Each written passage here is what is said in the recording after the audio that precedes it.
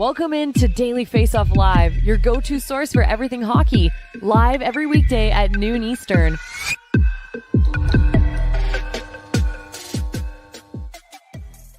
The Vegas Golden Knights, one win away from sipping out of Lord Stanley's mug. Welcome into Daily Faceoff Live. It's Monday, June 12th, and Daily Faceoff Live is brought to you by Betano.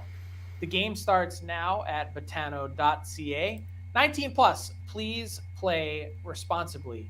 He's former NHL netminder, current Daily Faceoff analyst, Mike McKenna. Mike, how was your weekend? Whew, it was pretty good, man. Celebrated a birthday in the house at the wineries here in Missouri. Got a little rest on Sunday and got to watch that game. So plenty of action, man. It was a wild one.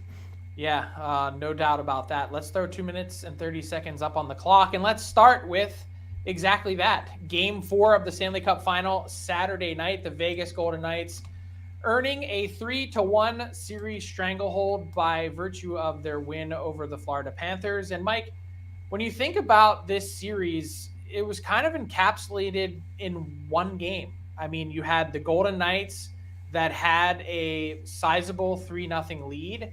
And in the end, the final score made it appear probably closer than much of the game was. And that's kind of what this series feels like. Tell me I'm wrong.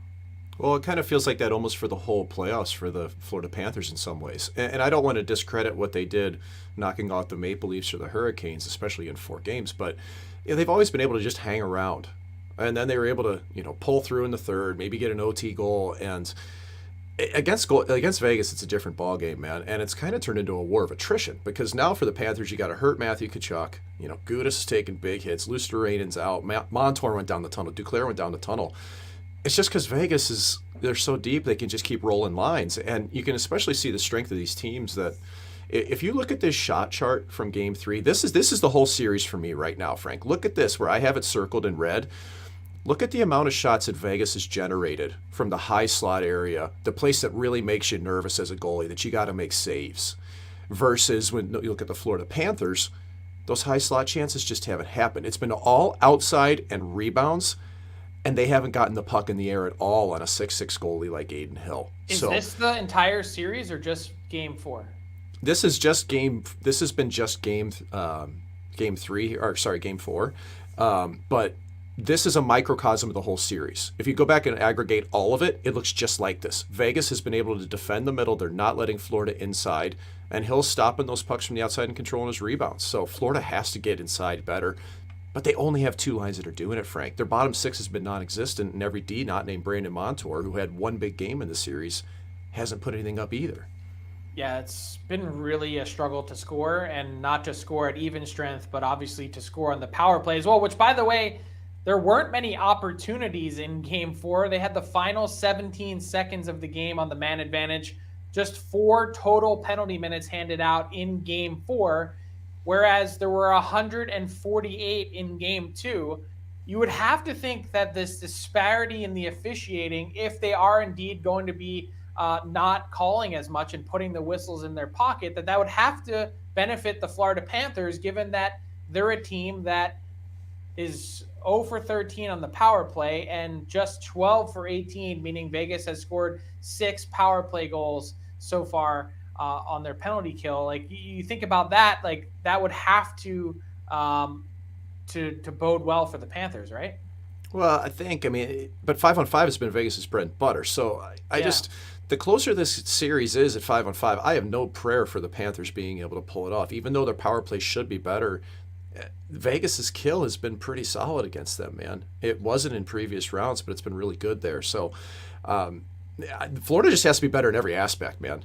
And again, with that war of attrition going on, they're missing a lot of players. It's going to have to be a gutsy effort in Game 5. Yeah, and so tempers did flare at the buzzer of Game 4.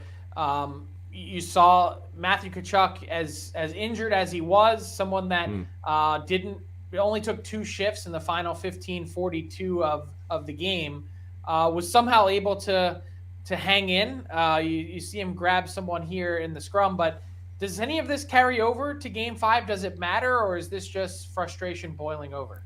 I think it's just the heartbeat of a series. I've been in playoff series playing for and admittedly at the American League level, but when you're playing for a championship, you're so involved. And honestly, at the end of Game 4, Frank, everything was fine until Brandon Montour came flying in and drilled Braden McNabb into Aiden Hill. Like, Tkachuk was skating away from the pile. Tkachuk's hurt too, dude. Like, I don't think he wants to engage. But you can see that when Barkov grabs Whitecloud out of the pile, then Pietrangelo comes out of the penalty box and grabs Whitecloud. And then now you're looking, you got two players, Pietrangelo and Whitecloud, on Barkov, your best player, and Tkachuk's going, I've got to get in there. So that's the only reason to me why he got involved. It was a typical end of the game sequence. I liked seeing Aiden Hill stand up for himself. I mean, I kind of worried that he was throwing blockers because the NHL really doesn't look highly on that. And I thought about Pietrangelo coming out of the penalty box, too. You don't know until you've gotten hit in the face with a blocker. And I think back to some locker room boxing days that we used to have as kids. You never wanted to square off with the goalie. So, dude, did you ever have it where you got punched with the cage, but you got hit so hard you had like snot running down your face? Oh my God, all the time. It's gross, dude, the things we used to do in the locker room. But I don't know, man. I don't think that this is going to spill over. I think it's just the nature of this series and what's on the line. And you got two teams that are... I mean, Will Karlsson was almost squared off. I had him on my ballot for the nicest guy in the league award, man. You know, for the Lady Bing. So we'll see. But I think, again, it's going to come down to health. And Vegas right now has that tipped in their favor. Yeah, I was going to say, how much does the injury loom large for Tkachuk? Not just Tkachuk, but really this entire Panthers team. Ekblad doesn't seem right. Montour doesn't seem right. Eetu Luostarinen, we know, is out. You mentioned Gudas. Like, it's all over the lineup. Yeah, even Duclair went down the tunnel for a while. It's basically Florida's best players are the ones that you've seen missing out of the lineup, and we just haven't seen that with Vegas, aside from, Eichel did go down and come back. That was a major hit that he took from Tkachuk, but he seems to have just kind of gotten stunned a little bit, whereas the Panthers seem to have repercussions from what's happened for them. I think it's just because they weigh so heavy and they play such such heavy minutes on their top players, Frank. Yeah, they can't even out the load as much. And Vegas has done a really good job of that under Bruce Cassidy. That's one of his staples. Yep.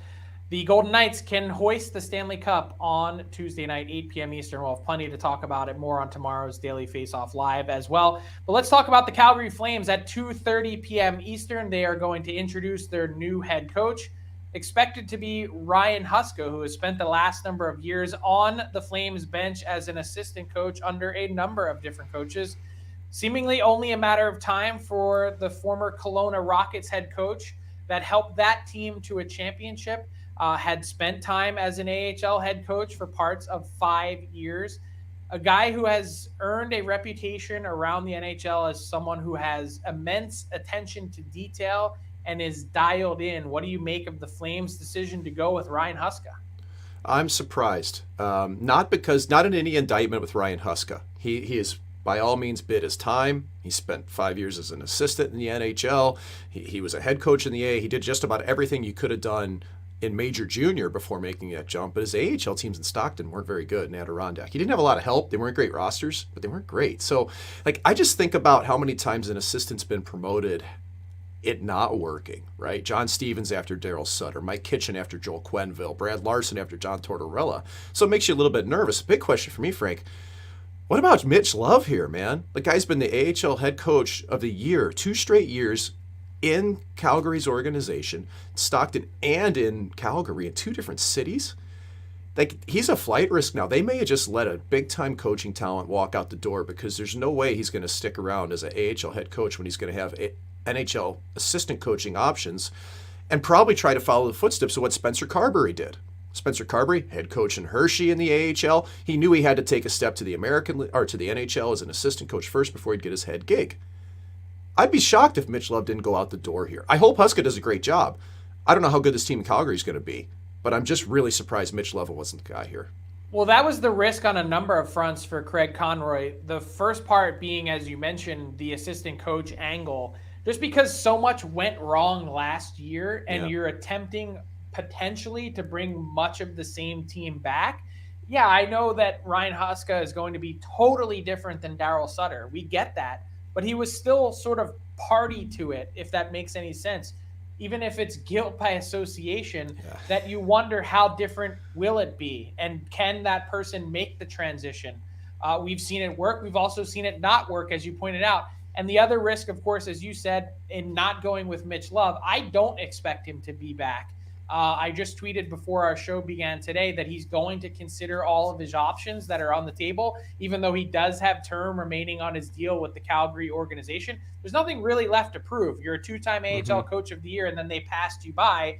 It's fascinating to me that you mentioned Spencer Carberry, because the Toronto Maple Leafs, one team that has now an assistant coach opening. Brad Treliving goes from Calgary to Toronto. Not saying that's going to happen, but I think the goal, if you're Mitch Love, is to be working in the NHL next season. So one way to do that would be as an assistant, and you never know also what happens in a place like Ottawa. Who's the next owner going to be? Who is the next coach going to be?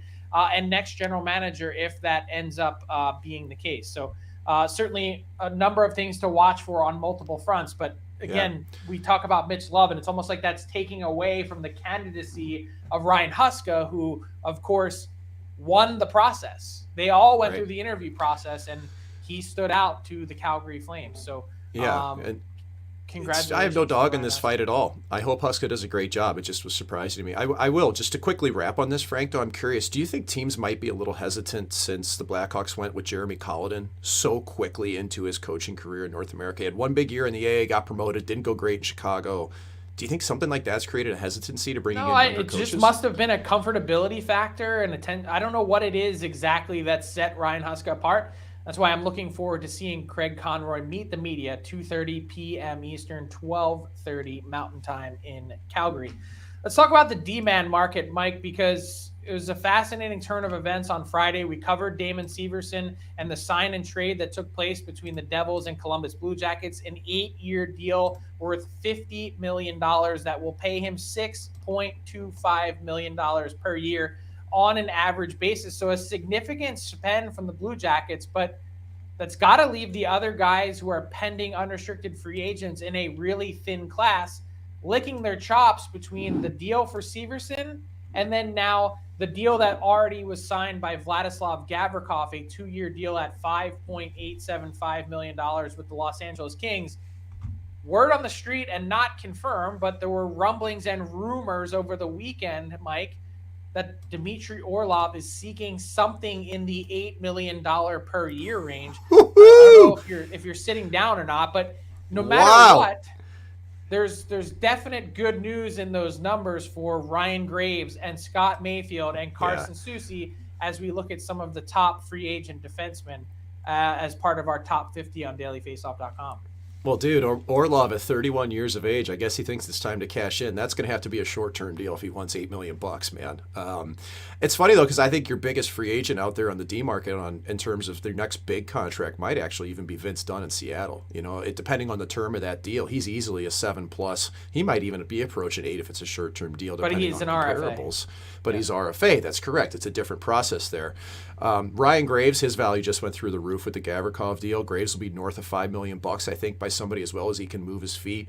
And even on down the list here, you start to look at some of those defensemen like a Scott Mayfield, who's, you know, he's on the other side of 30 at this point. He's a St. Louis kid. He shot at my goalie camps, you know, years ago, but he's been a top 4 player for the Islanders. He's not a power play guy, but he'll play shutdown, penalty kill minutes. He's just like an Alec Martinez type minus the Stanley Cup, right? That Martinez is one for Vegas. So you think of those guys like Mayfield, that there's going to be an awful lot of $4 to $5.5 million contracts handed out to defensemen this summer. Not the big tickets, Frank, but $3-5 million, maybe longer term. I think Mayfield fits in that mix. But here's the one I'm curious. I want your read on it. What do you think of Matt Dumba? Like, where's he going to slide into this mix? Because I don't know what's going to happen with him. He's a big variable for me. I think he's someone that signs a short-term deal, maybe 1-2 years, to see if he can get back in and prove himself a bit. I think coming off of the year that he had where he really struggled, teams view him as sort of a kamikaze pilot. He can throw an enormous hit in the neutral zone, but he also makes a lot of turnovers and questionable decisions with the puck that I think teams are not sure on the risk profile. Does it make sense? And so can he go to a place and rehab his game? I think a perfect fit would be a place like Florida. Get an opportunity, sign. They're not going to be looking for someone with big term and dollars, and go and see if you can hit it out of the park. He's coming off of a decent payday with the Wild on that long-term deal. Doesn't necessarily need the money, so to speak. although it'd be nice to cash in. He needs to go somewhere on a short-term deal. And I think same thing with John Klingberg. See if he can rehab his image again. These are some guys that had they hit the market a year ago or had signed different deals, we might be looking at them in a bit of a different light. And very few guys, Mike, in the playoffs have increased their value the way that Radko Gudas had, the fifth guy on our board there.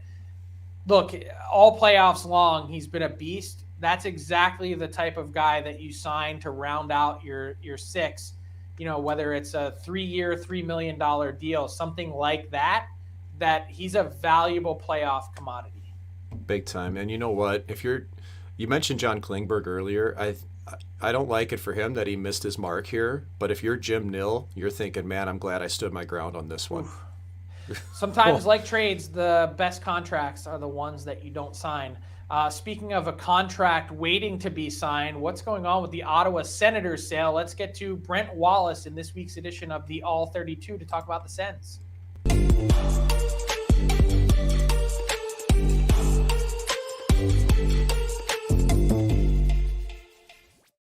So glad to have Brent Wallace back on Daily Faceoff Live. You can catch him throughout the week talking Ottawa Senators on Coming In Hot, part of the Nation Network family. Brent, how you doing?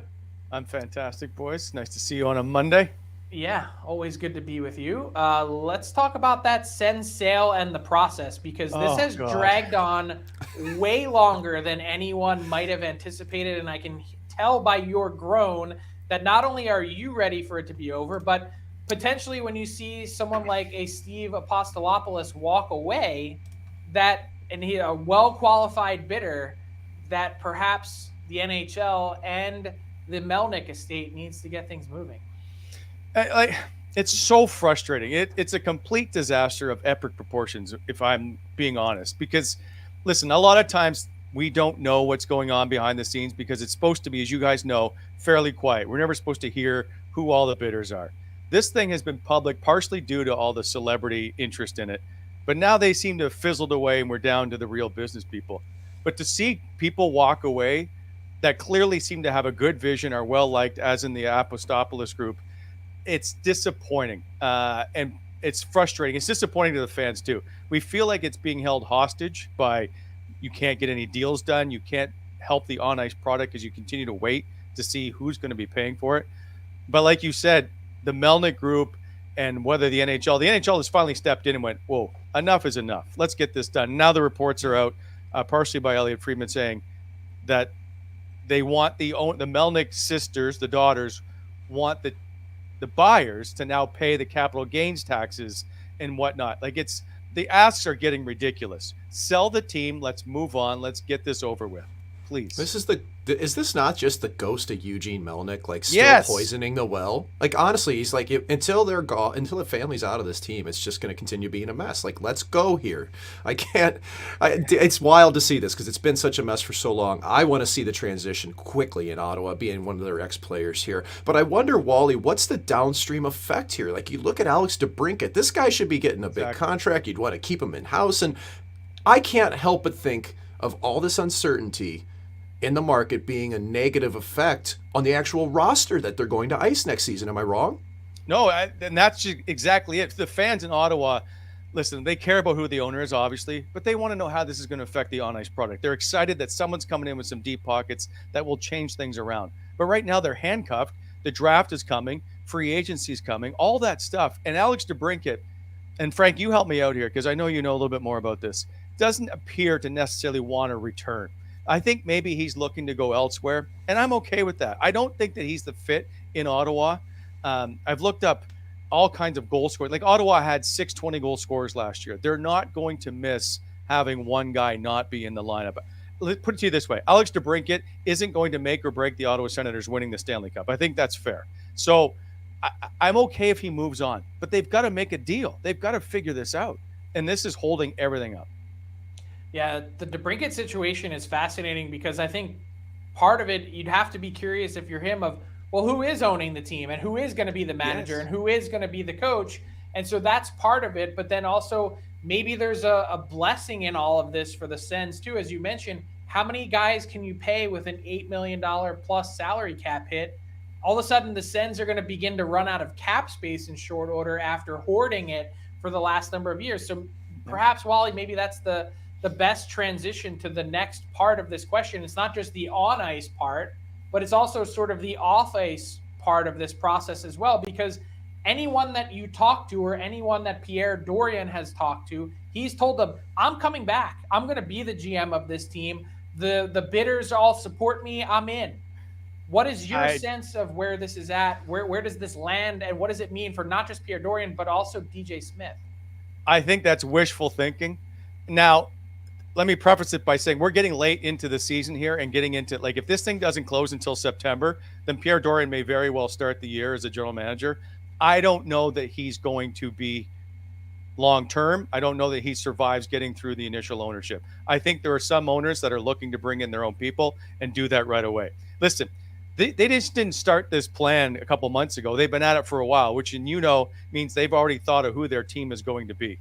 So, and we're hearing about, the Michael Andlauer group maybe wanting to bring in Patrick Waugh as the head coach and Peter Chiarelli as an advisor and Steve Staios as the GM. Well, that pretty much sums up what they think of what the current management looks like in Ottawa.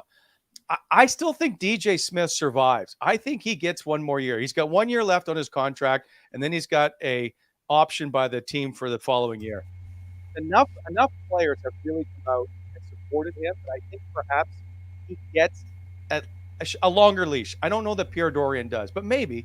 And I think that's a huge part. If I'm Alex DeBrincat, for instance, do I want to sign an 8-year deal not knowing exactly how this is going to play out? And he needs to be qualified at $9 million. It's a lot of money. I just don't see how things are going to transpire here until they get this deal done. It's just like sitting here waiting for something to happen. Yeah. Questions abound. The front office in Ottawa certainly walking on eggshells, in addition to a couple of their players as well. No shortage of fascinating stuff. You can dive into all of the latest on the Ottawa Senators with Brent Wallace, and coming in hot. A new episode drops today. Bobby Ryan, Jason York in the fold on a weekly basis. Thanks to Brent Wallace for joining us today for the All 32.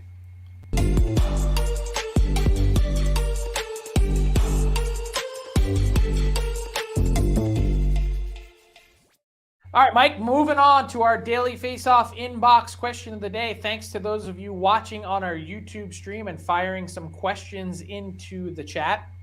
Here's one from our guy, Kent, if that's your real name. He says, we have seen Matthew Tkachuk force his way out, Pierre-Luc Dubois, and in some ways, potentially Alex DeBrincat is next. Do you think the NHL will try and stop this? Mike, my answer to that would be there's really not much they can do to stop it, because that's the way this CBA is designed. However, my prediction is that teams will prevent this from happening by making sure that they get their contractual work done in short order ahead of time, to make sure that they don't set themselves up for players hitting RFA status 1 year before they're able to become UFAs and essentially be able to force their way out. Absolutely. I mean, I love that the players are taking control of their own contractual status. Very and if NBA, they don't want to right? Be somewhere, yeah, they're learning from other markets here. But if you don't want to play somewhere, why stick around? Like, you are not obliged to have to work somewhere. That's why free agency was created in the first place. So, but I completely agree with your timing on this. Like, they will have to get contracts sewn up and get the timing right, so you don't run into these cliffhanger scenarios where players can force their way and just say, I'm not playing here. I'm out, dude. Like, yeah, and then teams have to react to that. You have to get what you can for an asset. So it's just a byproduct of the current scenario. Yeah, you live and you learn. I think the game's always changing. It's changing for contracts and players as well. I don't think teams are going to let themselves be put in and backed into a corner where the player has all the leverage. You're supposed to be an RFA for a reason. That's the way it should work. I like, as you pointed out, that the players have taken control. Here's another one from Jerry Mancini, who says, with the Bruins and Wild up against the cap, do you think any teams will make an offer sheet play for Jeremy Swayman or Philip Gustafsson? You seemed to speak about Gustafsson the other day, highlighting the Wild's need, as you said, their number one priority to get Gustafsson locked up. I'd be surprised to see an offer sheet on a goalie, because nobody ever believes goalies. And Swayman hasn't been a surefire number one, and Gustafsson was, in some eyes, still a one-hit wonder. So for the dollar figure that might be involved, compensation for an offer sheet, I don't expect to see it happen with goaltenders. How about you, Frank? I would be surprised just because to get to a threshold where you really have to make a team think, sometimes getting a second round pick or something might be a pretty decent value based on the way goalies are traded on the market as well. My question for you, though, piggybacking off of Jerry in the chat, would be who is the most attractive number 2 that you'd want to go after this summer? Is it Vladar? Is it Swayman? Like, who would be the guy that you'd want to target if you could? Yeah, it depends on the team, I think. I've already spoken. I think Pittsburgh would be great to upgrade number 2 with a Vladar. I like his upside an awful lot. If you want a guaranteed bet, though, what about somebody who's coming down from number 1 status, right? Maybe like a Cam Marc-Andre Talbot. Fleury? Well, there's one for you to slide out there. How about a Cam Talbot? Is Cam Talbot a number 1 in the league anymore? What's he going to get paid Depending on like what at the this Sens age? do, what about Anton Forsberg? Yeah, well, Forsberg would be a great target to get. I think he's got a higher potential for it than that. So, yeah, for that number 2 range, I really like Vladar if you're going after a trade. I love the annual game of goaltending musical chairs. It never ceases to amaze. It's fascinating to see which teams bet on who. And by the way, like, I don't know what the Canes are doing. They might run it back, but like Freddie Henderson's numbers have been nothing short of good. The thing is, is that just a product of the way the Hurricanes play? I think that's part of it. And like even Antti Ranta, who's going to take him on knowing he's going to be hurt for a third of the season? One guy I'd keep your eye on Jake Allen. If Montreal decides to go after a goaltender that might take that spot there, I mean, they don't know what they have in Montembeault yet. Primo doesn't seem to be the guy. If they make a play for a goalie, keep an eye on where Jake Allen may end up. Keep an eye on Semyon Varlamov as well, leaving the island as a free agent. And one team mentioned this to me the other day, Capo Kakinen in San Jose, not going to generate a ton of buzz. His numbers were sub 900 last season on a really bad Sharks team, but a couple teams think that he has the potential to be much better than he is, and he signed for 1 more year at a very reasonable number. So I don't know. Also Vegas. Better have a good goalie coach. They've got some free agents. Speaking of goalie coach, there was a change this morning. Aaron Portzline reporting that the Columbus Blue Jackets are going to be hiring Nicholas Backstrom, who you might have competed against at some point. He's replacing Manny Legacy, whose contract was not renewed in Columbus. So got to move on to our Betano Daily Bet segment. Tyler Remchuk, what do you got?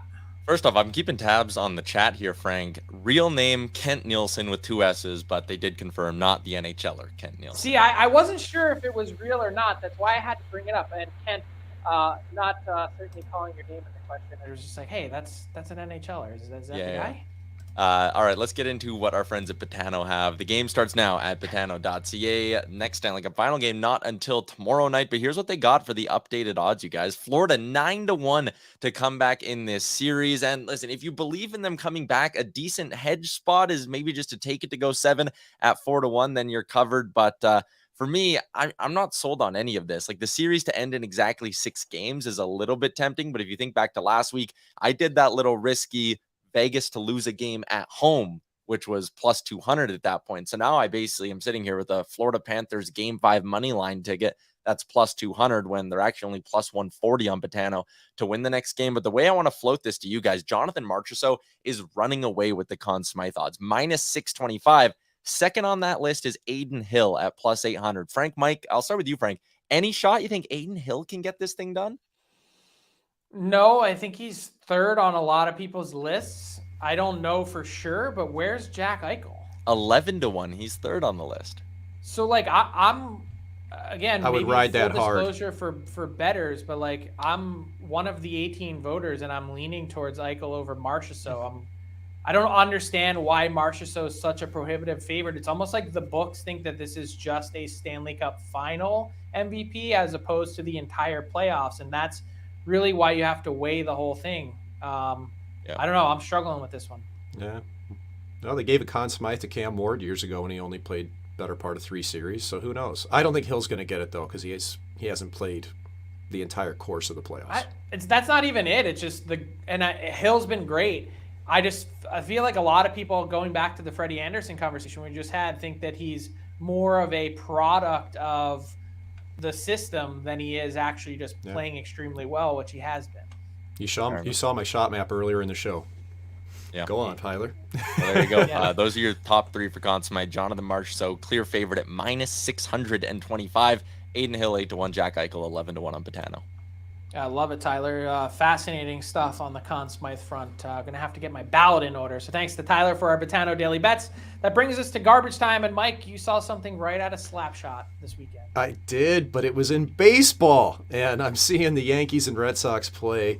And coming across the Twitters, Yankees announcer John Sterling. Take a look here. Oh, back here. Ow! Ow! Ow! It really hit me. I didn't know it was coming back that far. Foul back here. So, Ow. I know everybody out there Ow. seen Slapshot. Ow. Did this not remind really hit you me. I didn't know it was of coming the back that organist far. in So once Slapshot, the first shift of the Hanson brothers? Take a look here if we have it.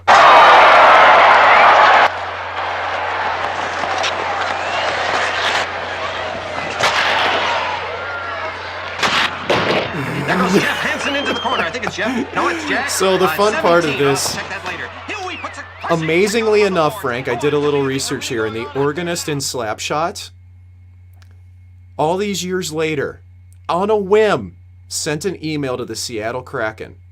And he is now the organist for the Seattle Kraken. His name is Rod Masters. He's 68 years old, and he's still tickling the ivory in the National after starring in Slapshot in the late 1970s alongside Paul Newman.